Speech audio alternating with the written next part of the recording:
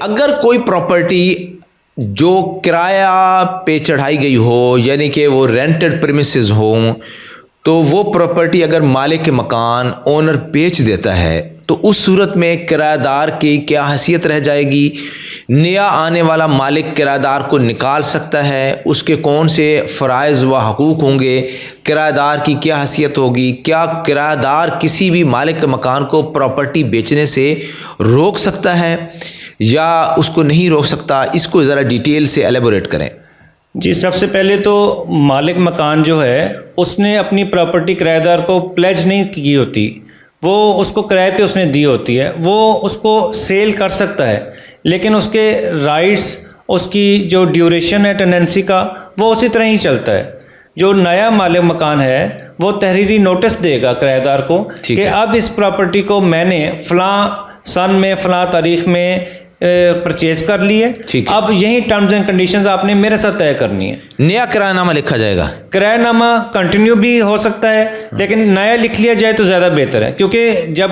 مالک ہی change ہو گیا ہے اس میں اب جو پرانا کرایہ دار ہوگا اس میں پرانے مالک کا نام لکھا ہوگا، اب یہ نیا مالک مکان ہے، اب اس نے کرایہ دار نے اس کے اکاؤنٹ میں پیسے دینے ہیں یا اس کو پیمنٹ دینی ہے، تو ظاہر ہے رسید وہ پرانے مالک مکان سے تو نہیں لے گا، نئے مالک مکان سے لے گا، اس لیے نیا کرایہ نامہ لکھا جائے گا، وہ نوٹس دے گا کرایہ دار کو کہ میں نے یہ پرچیز کر لی ہے، نئی رجسٹریشن اس کی ہو جائے گی۔ اگر ان کی آپس میں باہمی رضامندی ہے، انڈرسٹینڈنگ ہے، تو وہ پھر اس کو آگے چلا سکتے ہیں اور ٹرمز اینڈ کنڈیشنز کرایہ کی، سیکیورٹی کی، وہ ان کے ساتھ طے کر سکتے ہیں۔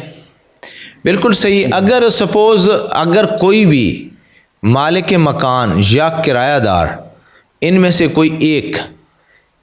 عدالت چلا جاتا ہے کہ جی آپ جو یہ مالک جو کرایہ نیا کرایہ ہے میں نے اس کے ساتھ نیا معاہدہ نہیں کرنا،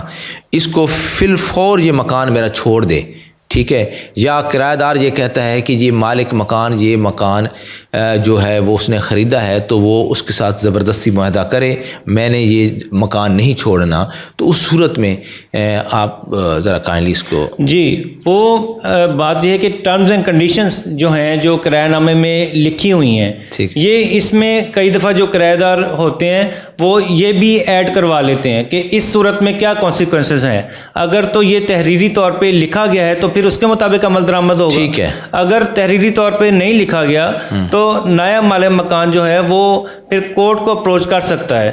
اور اپنے جو اس کی اگر اس نے کوئی وائلیشن ایسی ہو رہی ہے کرایہ دار کی طرف سے، پھر اس کو یہ کہہ سکتا ہے کہ میں نے اس مکان کو اب ڈیمولش کرنا ہے کیونکہ آپ کی لمیٹیشن بھی ختم ہو گئی ہے۔ ٹھیک ہے، پرانے کرایہ دار کے ساتھ جو لمیٹیشن ہے اگر وہ پیسفلی اس کو اوبے کر رہا ہے، ساری شرائط کو مان رہا ہے، تو نیا مالک مکان صرف اس بیس پہ کہ کیونکہ اب میں نے پرچیز کر لی ہے اب آپ اس کو فوری طور پہ جو ہے ویکیٹ کر دیں، وہ یہ نہیں کہہ سکتا، کیونکہ رینٹڈ پریمیسز ایکٹ میں جہاں مالک مکان کے حقوق ہیں وہاں کرایہ دار کے بھی حقوق ہیں۔ کرایہ دار کی طرف سے ڈیفالٹ یا کسی اسٹیپولیشن کی وائلیشن یہ ایک بڑا ضروری پوائنٹ ہے، اگر یہ نہیں ہوگا تو پھر مالک مکان کو بھی نہیں رائٹ کہ وہ بلا وجہ کرایہ دار سے ویکیٹ کروائے۔ ٹھیک ہے، thank you very much sir. Thank you very much sir.